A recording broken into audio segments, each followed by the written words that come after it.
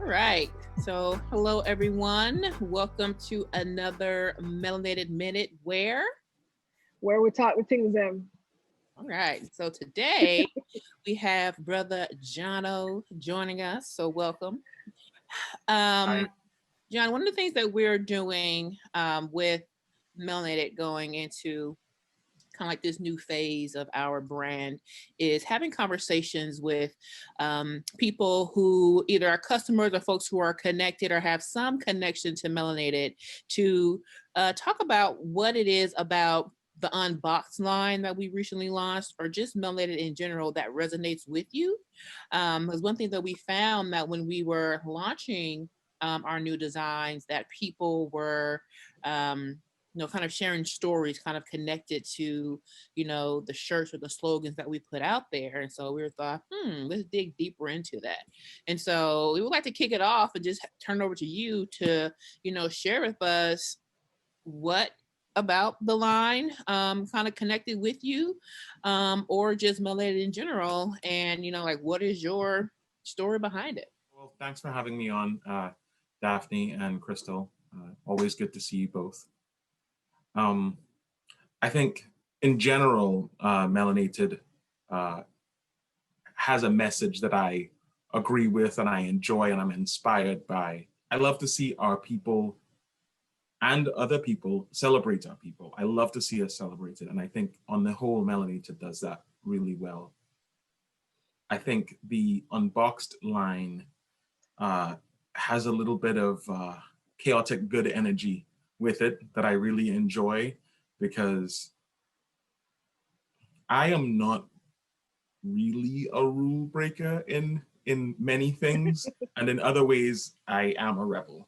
And I think the unbox line allows me to straddle that line of you know this side of expectations or that side of what I should be.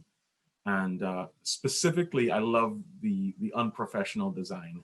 I think for uh, people of color, Black people, Afro-Caribbean people, any either marginalized or minority group, anybody with less of a say, uh, the professionalism tag or the professional world is a world in which you kind of start off with a disadvantage, and I like I like the way unprofessional speaks to that because one of the criticisms I have to be very conscious of as a Black man, as an Afro-Caribbean man, is I have to try extra hard to quote appear professional because my natural state of being is I'm not white. I'm not a white male. And so in the professional world, I don't I run against the status quo. And that's attire, which is perfect for melanated. That's hair, facial hair. That's speech, my accent, my rate of speech. That's my demeanor. It's my culture. All of these things, hint at me not being exactly what I'm supposed to be. And I love the unprofessional message because it gives me a chance to say I know that I confound your expectations, or I know that at times I am not what you are looking for, but I'm still here. I am me. And I appreciate that because one of the things we've had this conversation before with other people about the professionalism. And the thing that I always go back to is how just our natural way of being, like again, like the way our hair grows out of our head, the way we look and talk is deemed unprofessional. So I like when you said that you have to work extra hard just to seem professional. So it's like this idea of having to go out of our way. And I'm thinking about, like with the Google situation right now, like with them firing like the African American woman who brought up, Mm-hmm. questions about, some of their dealings. And then there was another woman who came forward and said she's from Baltimore. And, you all live in Baltimore. I lived in Baltimore. So we know a Baltimore accent when we hear it, right? And this woman apparently is from Baltimore. And she was told by her Google folk that her accent was a disability, right? And so, her growing up in this culture in Baltimore, talking the way Baltimoreans talk, people in her professional setting saw her accent or her way of speech, just the way she talked, regardless of what came out her mouth, just the way that she spoke, as a disability.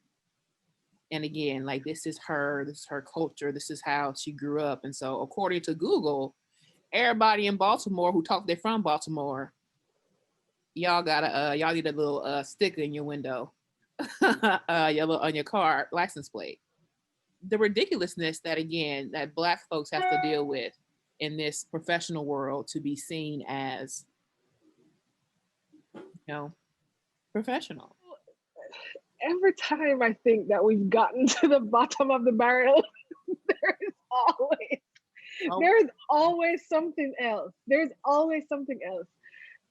I'm just so, I'm completely over the expectation that in order to be professional, you have to do things a certain way, right? And a lot of those things, Daphne, you mentioned hair and, mode of dress, and now apparently accents, being seen as unprofessional. And I just think it's so funny that other folk, when it comes to pronouncing names and stuff like that, like when you can't pronounce somebody's name that you're not familiar with, and nobody's calling that some kind of disability, right? Or, for example, like, I'm not from this country, and when I first came here, I got a lot of feedback about my accent, and I was in a position where, and I regret to this day making the decision to change the way I speak to be more palatable to folks who felt like they couldn't understand what I was saying. And to just circle back just a little bit to what Daphne was saying regarding Google, like it's like the tech field has a huge blind spot, a literal blind spot. And when we ask people to police themselves or to become part of the homogenous ooze that is corporate America or the corporate world, we retard the advantages that diversity affords us. And so rather than looking at a Baltimore accent as a disability or something to be shunned, they should have been promoting her, and they should have been asking her to work with the folks who program their voice recognition software, because their voice recognition software only recognizes people who speak a certain way. And that's a weakness, that's a flaw, because they would much rather be able to communicate effectively with people from everywhere.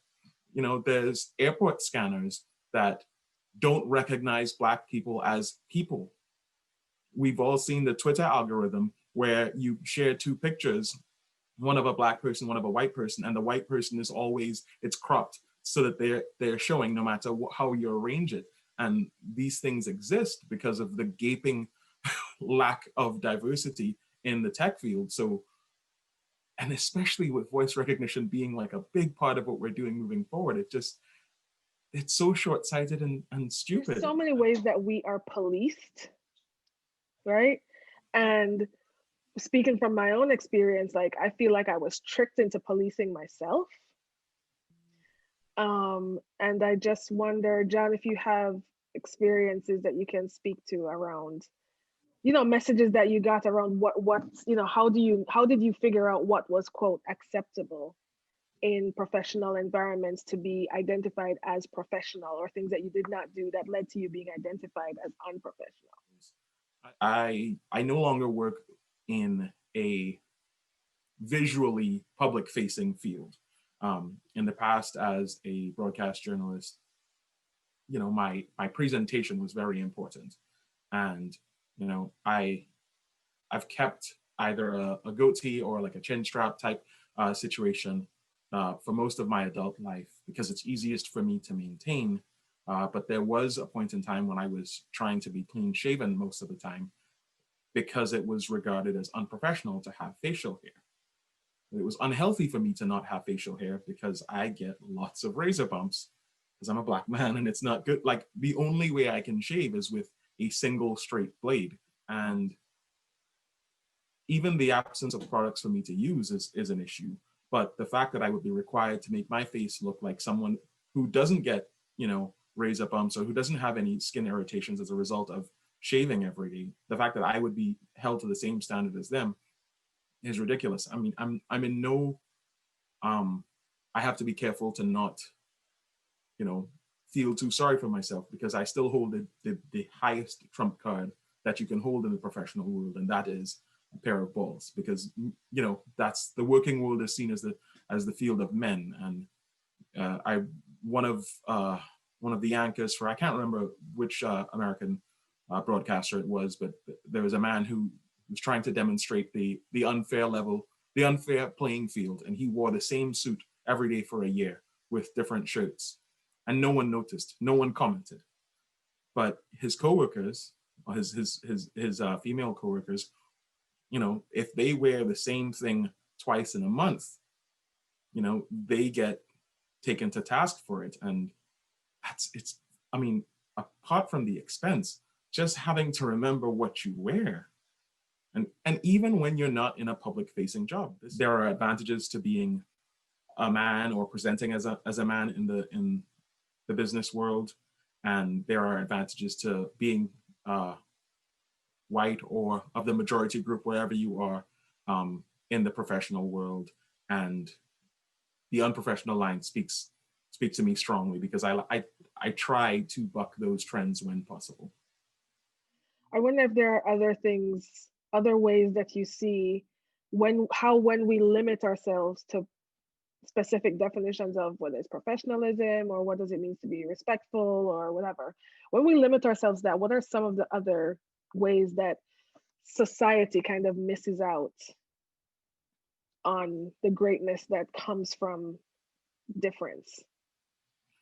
That's a great question. I think that could be an entire podcast, just examining the ways in which we miss our blessing by, discouraging diversity or casting a basket over someone's light. I think in my field, we have to identify people all the time, and some people are put off by it, but most people, I think, understand why we ask. We'll ask for a description of someone, a missing person, a suspect, a driver of a vehicle. And one of the things we ask for is race. When I tell you we need to have some discussions about race and ethnicity and diversity in this country and in Maryland and in Baltimore County, we really do. For starters, tan and khaki have been used as a race identifier. People describe someone as a Muslim man. That doesn't help me visually. Obviously, it's important if I'm looking for someone to be able to identify what they look like. And when someone is familiar with the person they're looking for, their description tends to be a little bit more detailed. So when you have a vocabulary to describe someone, your ability to describe them or to describe them visually is obviously much easier than if you don't have the vocabulary.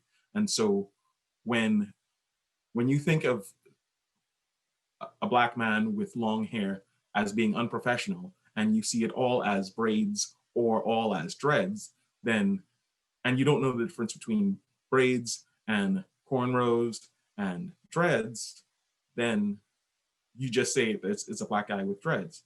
And obviously, I'm not the darkest skinned person, but if the description just says Black male, then there's a whole plethora of people that you could be describing, and you're not actually describing anyone. Yeah. And so I think that's one area that we can do a whole lot better at, having discussions about how we would like to be described. And I think that's something that I think I need to do better at. I'm very good at being offended when someone says something silly or does something stupid. And I do speak out against it sometimes, but I need to do a better job of helping them describe me when they describe me poorly. Like, yeah, it's okay to say that I'm a big guy. I'm heavy. I am a Black man. I am from the Caribbean. I'm an English speaker. English is my first language. I am light skinned. I have short hair. I have short cropped hair, or I have, a goatee. There are ways you can describe someone accurately with detail that don't remove their humanity. I think a lot of people are afraid of saying what they see because they think, saying what they see is racist, but it's not always the case. Maybe you don't have the right terms, but the only way to get the right terms is to have that conversation, have that uncomfortable conversation, to get outside, to become unboxed, if you will. And Krystal, I know that, you probably got the warm and fuzzies on the inside because this jives very much with what you've been saying for a long time in terms of, a lot of the prejudice and the ills of the world that we see is because people just don't know people who are different than them. And that if people were to take the time to get to know folks who are different than them, or take the time to get to know someone who is from a different environment, culture, that a lot of this stuff can really be eliminated.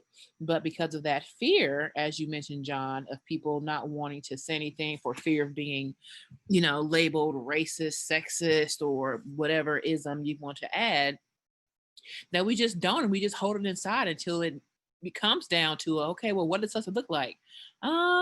He was Black, and now every Black man in your community is at risk, right? Because you don't have the specifics. And I'm thinking about when, I went to an undergrad that was a extreme pre-WI, so it was about 15,000 students, but overall we were close to like 80% white students. And, there are oftentimes I was in a classroom or in a space where I was the only Black person in the room. And the number of times that people would stumble over Black to replace it with African American, as if referring to me as Black was offensive. And it's just like, this whole idea is like, oh, you can't call them Black. You got to call them African American. Like that was the, early 90s, early 2000s, the time, or late 90s, early 2000s, like that was like, I guess the most acceptable. But it's like, no, I'm a Black woman. You can call me Black, like that's fine. But it's this, fear. And I think that is also some of what you're asking, Krystal, like the things that we are taught, or how we police our own selves in terms of how we speak.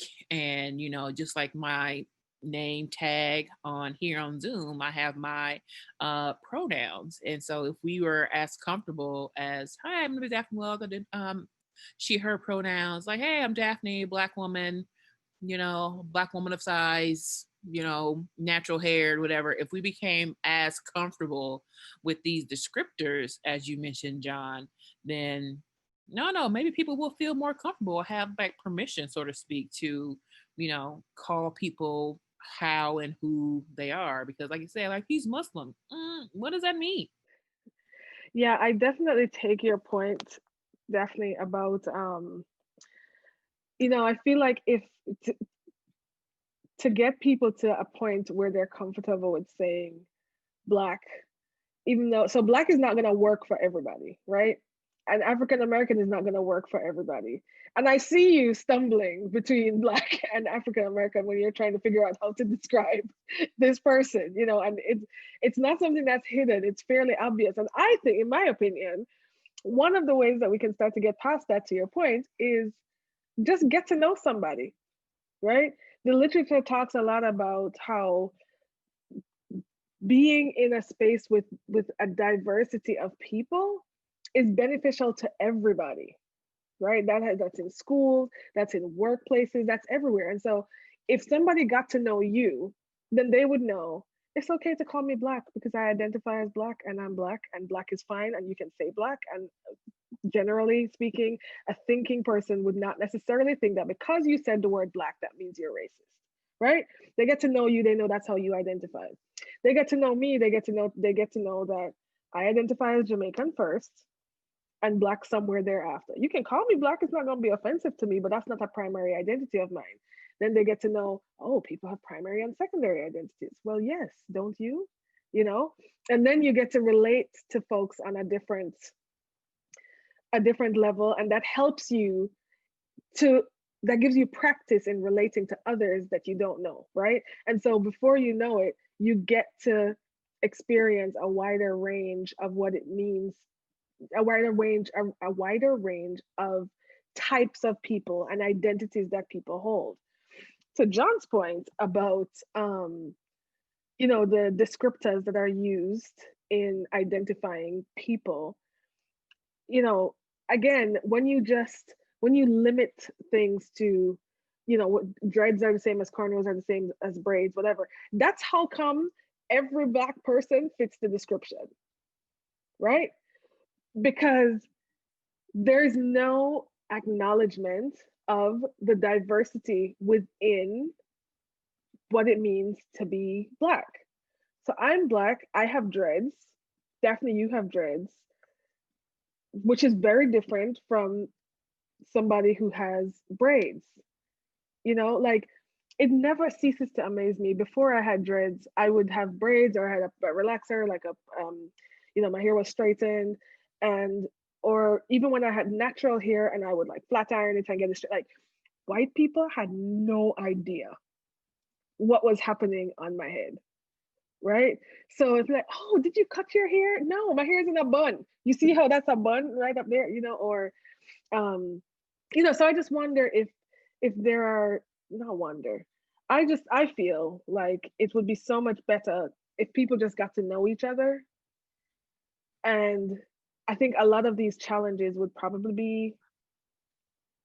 start to be addressed through something like that. And that's one of the reasons why I think that it's important to do things like MelanatED Minute, to just try to get people introduced to other people. I don't know if y'all have thoughts about that.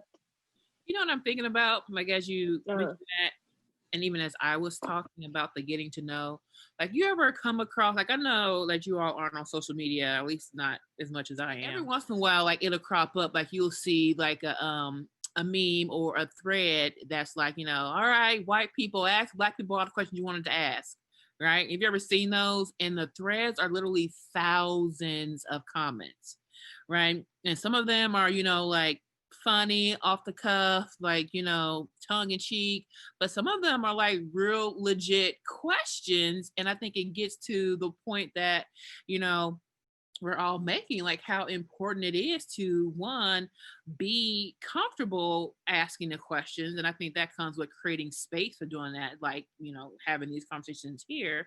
But then it's also just like a need, because sometimes I'll skim and, like, white people will ask the most basic of questions.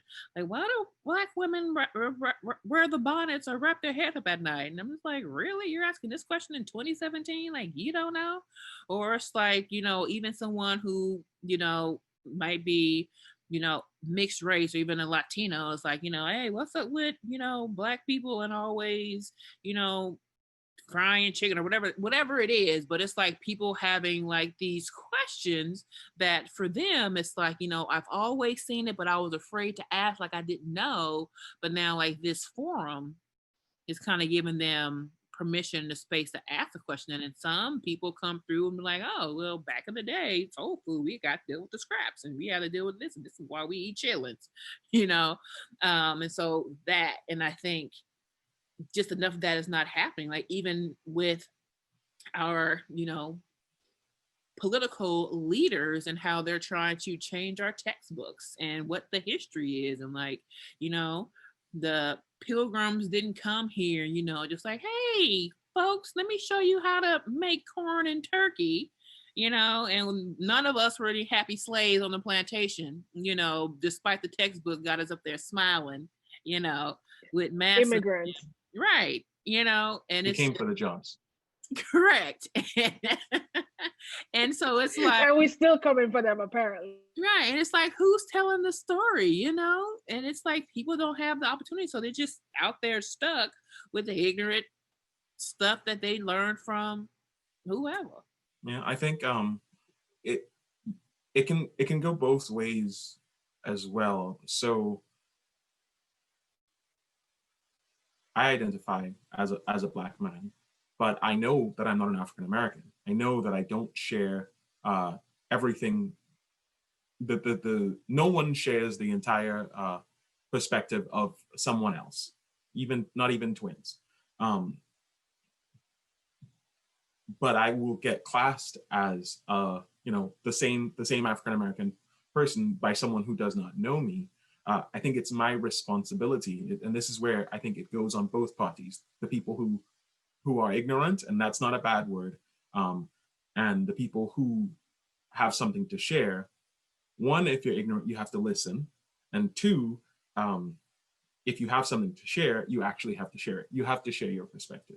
You have to teach yourself to talk about back home. You have to be brave enough to bring your food to work and heat it up in the microwave, despite what people say, because, oh, it's curry, it's so spicy, and da da da da. And you'd be surprised. When we have potlucks at work, and almost every time we have a potluck, I make curry chicken or something Caribbean. And at first I was like, oh, I don't know if they're gonna like it. It's spicy, it's different. They love it. And I think it was me censoring myself. It was me not being my authentic self that stood in the way of sharing something with someone. And it hasn't happened yet, but it opens the pathway. Like, how did you learn to cook curry? Like, how come you like curry? And I can share with someone, oh, well, I'm from Trinidad, and Trinidad is 30% East Indian. And East Indian, why are they called East Indians? Well, there's room for sharing, but only if someone is willing to listen, if they don't know, and if you are willing to share. It goes both ways. You have to step out of your comfort zone. Sometimes I saw a nice video today of a Black man on a beautiful frozen lake somewhere with mountains in the background, and he was skating his behind off, very artistic skating. And somebody was like, oh, well, when look for us when the Hood Olympics come. And it was funny, it was a joke, but other people were like, why is it gotta be Hood just because there's a Black person doing it? And then, well, that led to like an entire conversation around use of the word hood and other codes that we have that we use to describe people that we don't know. Dressed the way he was dressed, absent the skates, he might fit the description. But if you add it up with, oh, well, this is a person who's clearly highly trained in ice dancing, you wouldn't picture a Black man with long hair and loose fitting urban wear. But there it is. Like, to your pointing, that came to my mind is like, I think about all the stories that we hear where you have folks who are Black or of color, and it's like you hear stories like, oh, Black man was pulled over by police or whatever, and then it's like Black man who was a doctor from Harvard University was pulled over, as if that descriptor like makes a difference, right? And it's like I remember a story about a man, like he was a doctor, he was coming home, like pulling into his neighborhood, and he was questioned about why he's in his neighborhood. And it was like, I live here. And they were focusing on the fact that he was a doctor and his wife was a doctor and they had money. And it's like, it doesn't matter that they're doctor, they have these prestigious roles. The fact is that they were going home, and because the way they looked, you, officer, felt that they didn't belong in the neighborhood, and so you pulled them over and harassed them. We could go one step further. It's a free country. People have freedom of movement. Can I drive? Even if they don't live there, they're perfectly welcome to walk in a neighborhood. Right. But are they? But no, you're right. And it's like, these qualifiers that we think that make it any better. I think that also comes with what you were saying, Krystal, earlier about, the ways that we police our own self. Like this whole idea, well, if I become successful, if I become a doctor, or if I become a whatever, then I'll be treated better. Or if I assimilate to, the mainstream of what professional is, or what it means to be a woman, or what it means to be whatever, then I'll be given the respect that I deserve. Or if only I would, speak properly, or if only I would, straighten my hair. All of these things, these lies that we tell ourselves, even though history has shown us over and over and over again that it doesn't matter. Like literally the president of the United States and the first lady, like how in the grand scheme of jobs, like what is more prestigious than that? And the way that people referred to him, calling her a monkey, and just like the horrible thing said about them, their mother, their children, just because they were Black. It doesn't matter that she has an Ivy League degree, that she's a lawyer, that she's a very successful person in her own right. Oh, she's a disgrace to the White House. What? So it's like all of these things that we tell ourselves, if only we just did this, it'll be okay. No, it's not. But at the same time, like there's this fear of this, like you just still can't just be yourself. And so like we're like perpetually in this whole limbo of like, how do I show up? How do I just be? Well, I think what's terrible about it, when we set arbitrary barriers to employment or to participation or to professionalism, what we do is those are barriers. We block people from being in those spaces or being in those roles and influencing the way we think and the way we feel about certain things. And so you can have, if you had more people who were not great at working at 8 in the morning or 6 in the morning or 5 in the morning or 10 in the morning on your staff because you accommodated them, you might have figured out that maybe a third of your staff would prefer flexible time, and you could find meeting times at 8 p.m. as opposed to 8 a.m. And you'd have a happier workforce, and you'd have, oh, look at this. We don't need this much office space because we don't all need to be here at once. We can actually split up into teams, and instead of spending $100,000 on rent, we could spend $50,000 on rent because we literally need half of the space or a quarter of the space. And when we don't have people who have different circadian rhythms on our team, we don't know how to cater to them. So that works if we're selling a product. That works if we're trying to reach people in that audience. There are a host of disadvantages that we place ourselves at by barring people who don't fit into some little box for the reason of gatekeeping. It's ridiculous. I'm so glad you said gatekeeping, because that is effectively what a lot of this is. When it comes, I mean, even we're talking about the professional like work environment, but also I'm thinking about admissions requirements, job descriptions. Like I've seen so many jobs that list like masters preferred. Really? Do I need a master? Like, anyway,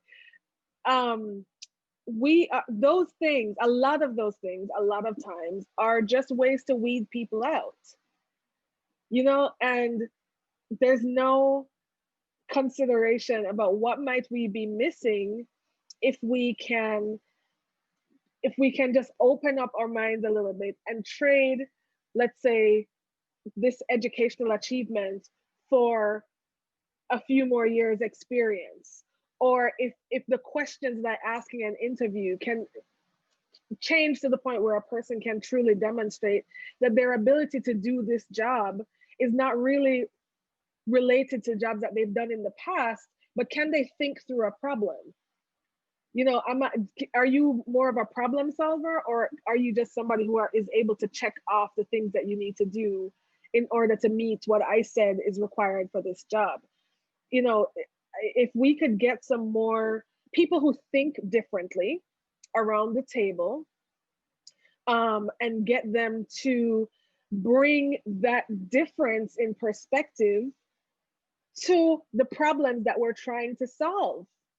I mean, imagine how many different like creative reactions or responses or suggestions or recommendations that we could get to problems that have been plaguing us if we would just open the door and allow people who don't fit inside the box an opportunity to just be part of the conversation. Imagine. It's so funny, Krystal, because it's one of those almost like a two-edged sword. So I think about, all those stories you hear about people who, um,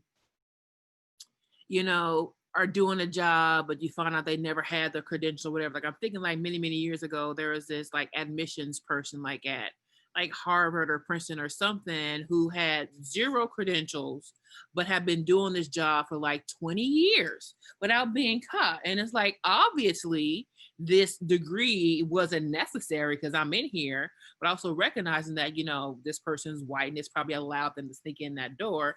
And then I remember even like the job search that I was on before getting the job that I currently have, looking at positions is like, must have held a role with a specific title for X amount of years first. And it's like, what does the title have to do with, like I have literally, I'm looking at every bullet, every requirement, and I meet them except for the fact that I have not had a job that had this particular title that you're requiring. And so this gatekeeping, I feel like it's like another one of them layers, just like, you have to do a cover letter and a resume, but this, you got to put everything on your resume in the system. And it's another weeding out thing, right? And I remember when I was doing my classes for my doc program, where one of my professors talked about how like those algorithms, like when you're going in and like jobs and questionnaires, they're timing you on how long it takes you to actually answer the question. And so you're trying to be thoughtful, like, that's a good question. Let me think about that for a minute. No, because the longer you take, that means something to the system.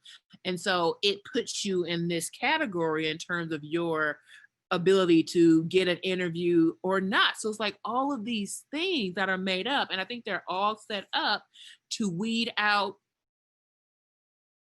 us, right? The people who don't know, like the standardized testing, the way that happened, like all of these things, like back in the day, if you want to be able to vote, well, tell me all of the judges who are in your county, like all of these arbitrary things that mean nothing, that have consistently just been a part of our ways of being just to live and do basic things. That's a whole other conversation, and we will have that conversation. But I mean, for right now, like John, we really appreciate you being here with us and sharing your experiences and your thoughts, and you've given us a lot to think about. Thank you. Are there any parting thoughts or words of wisdom, or just anything that we didn't ask that you think is important to say or share with the good people? Have a conversation with someone you might not have a conversation with, and be brave enough to share something you did not want to share or have not shared. Absolutely. And we will commit to facilitating those conversations, even the ones that may get a little. Well, thank you again, John, for being with us. Thank you, DJ Daphne Scratch. Always a pleasure.